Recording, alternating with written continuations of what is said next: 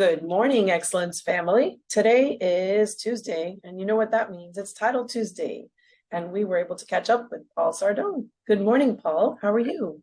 Good morning, Christina. Doing good. How are you? Good, good. Hopefully everyone's week has started off great. Today we have a very interesting topic, a zombie mortgage. This would be maybe mortgages from 2007 that have now come back to literally haunt some of these sellers. So, Yeah. Paul, tell us more. Yeah, so that's a topic that's been coming up, particularly in the last, probably 3 to 6 months. I've seen a few of these. The reason why they call it zombie foreclosures is they thought, a lot of homeowners left their second mortgages or credit lines that they took out during the last values were high. Most of them were originated around 2007 to 2010. A lot of them were programs that don't exist anymore, where there were 80-20 loans or 90-10 loans. And then what ended up happening is the first mortgages on these, a lot of them got worked out with lenders, modified, people are paying. And the second mortgage, in a lot of cases, people just kind of stopped paying them and they were kind of left for dead.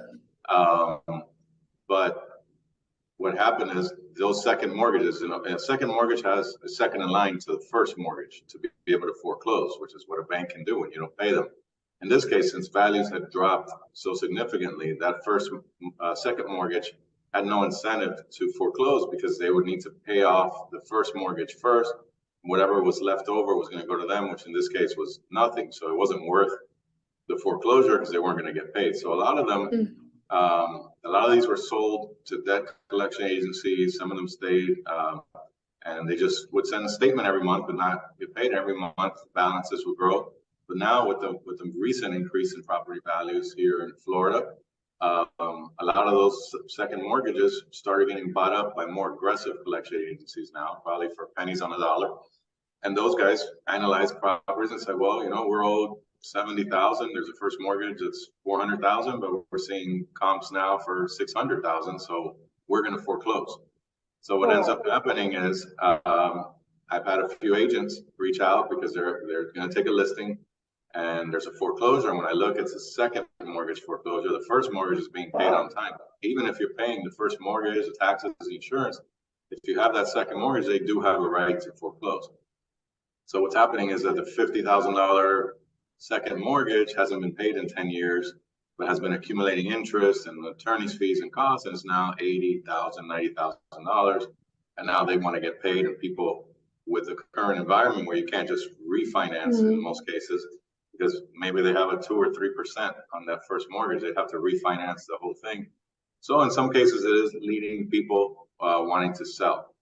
So that's how the second mortgages work. And for the purposes of helping the agents, the Xcellence agents who's listening to this, is don't be afraid of these listings because it's just like a regular foreclosure. Just because somebody's been served with foreclosure, even if the case has been going on for a month or two or even towards the end, you still have the opportunity to sell it. There's nothing that restricts you from selling it.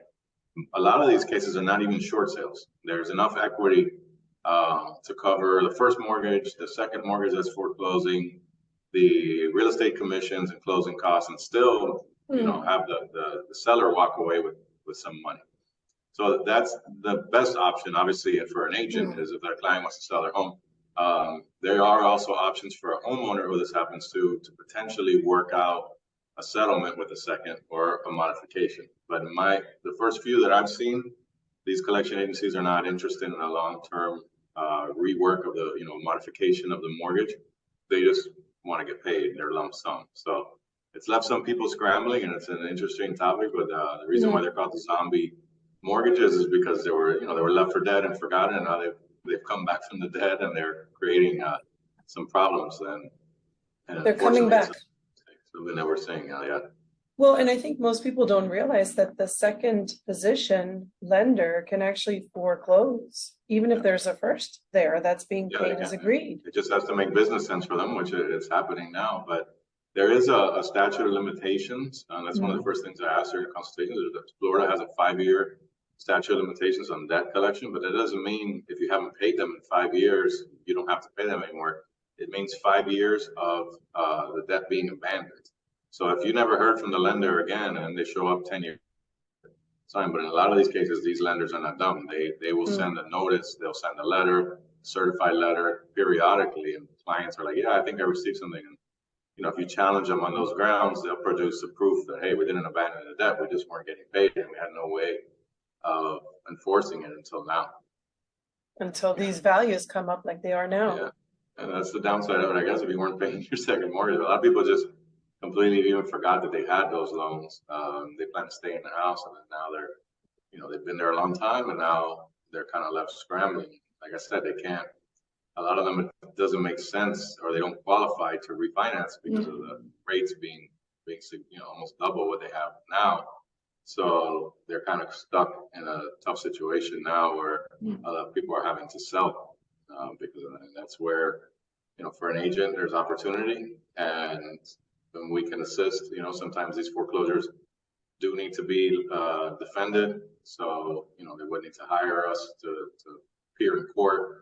But most of the time, depending on the situation, if you have an offer already, and the foreclosure process is just starting, all we have to do is get a payoff, pay them off, and not get involved in the litigation. Saves the That's clients ideal, right? Yeah. Definitely.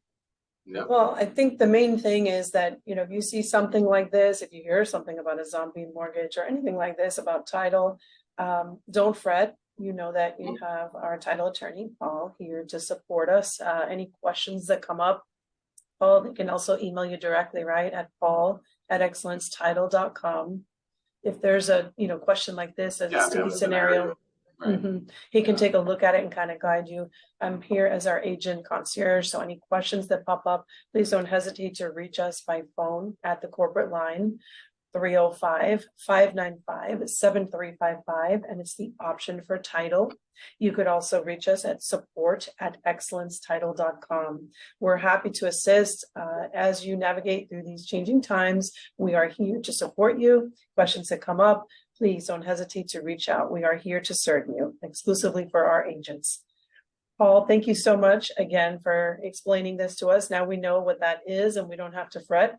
There is a solution. We can work through it. And we really appreciate your support always. Thank you so much for always guiding us accordingly. Thank you all. I wish you a wonderful week. And till next time. Thanks, Paul. Bye. Thank you.